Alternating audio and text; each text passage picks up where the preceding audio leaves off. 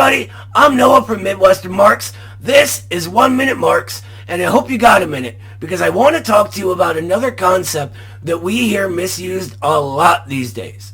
Internationalism. We hear this word pretty frequently in left-wing circles, but most often, it's used in a very non-Marxist sort of way, which doesn't really make a whole lot of sense, as it's a Marxist term. Usually, it's sort of implied, when not outright stated, that we must choose between the interests of ourselves and our own people and the interests of people in other countries, that our interests and theirs directly contradict.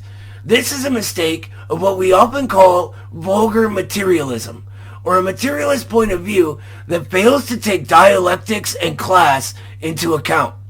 Another common misconception is that the working class has no country, which sort of denies the material reality of a society.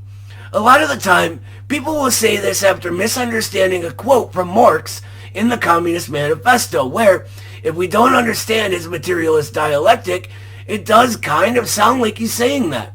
A short page away from that, however, he also says that the class struggle necessarily takes on national forms, that every country must settle things with its own bourgeoisie. And don't worry, we'll have 1 Minute Marx episodes to discuss all of these things like country, nation, how those words are used too. But for now, how does Karl Marx, one of the most brilliant human beings in all of history, say these two contradictory things? I mean, we don't think he just forgot that he said the first one, do we? Or that he was just writing willy-nilly any old thought that came to mind. I mean, this is the guy who created the scientific view of history, who took Hegel and went forward with it. I think we can safely eliminate that option the minute we begin to read anything Marx wrote. Obviously, the answer here is that they don't contradict each other. They don't conflict. Understanding that, and the Marxist view of what internationalism is a lot like everything in the Marxist mode of thought.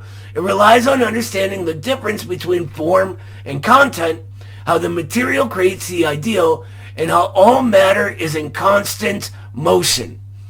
The proletariat's genuine essence, or content, is universal, and it arises due to the general laws of development in society that Marxism discovered. Many societies all over the world, developing here and there at different times, all have this arise. As we progress and revolutionize the way that we produce things, and with that, reproduce society itself, new classes arise.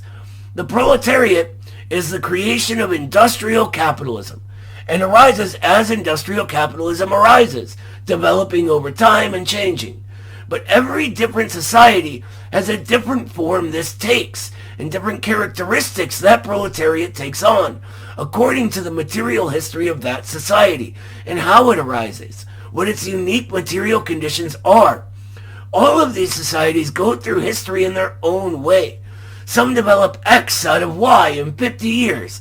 Others develop A out of B in 100 years.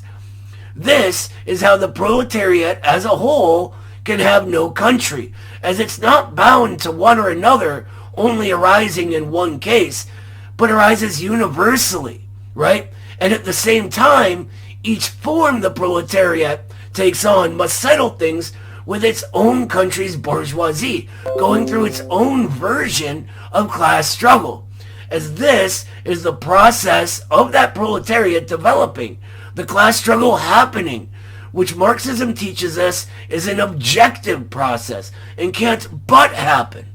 And this is why our struggle for socialism here in the USA is in alliance with the proletariat in other countries. We share a material class interest, and along with that, a material class relation. The content of the relationship we have with the bourgeoisie is the same. So internationalism isn't the idea that we must support X or Y or trade our own struggle in order to support that. And it isn't denying the material realities of each society or country. Instead, it is the understanding that the many forms the proletariat takes on all share a material interest in overcoming capitalism. All are made of the same essence. That we share not just our material interests, which is very important to understand, but our essential being with workers all over the world. And what better way to do our part than to fulfill the historic role Marx discovered and settle matters with our own bourgeoisie, establishing working class power here in the USA. From there, a new level of peace and cooperation is available, is possible since we all share these interests. From there, socialism will win.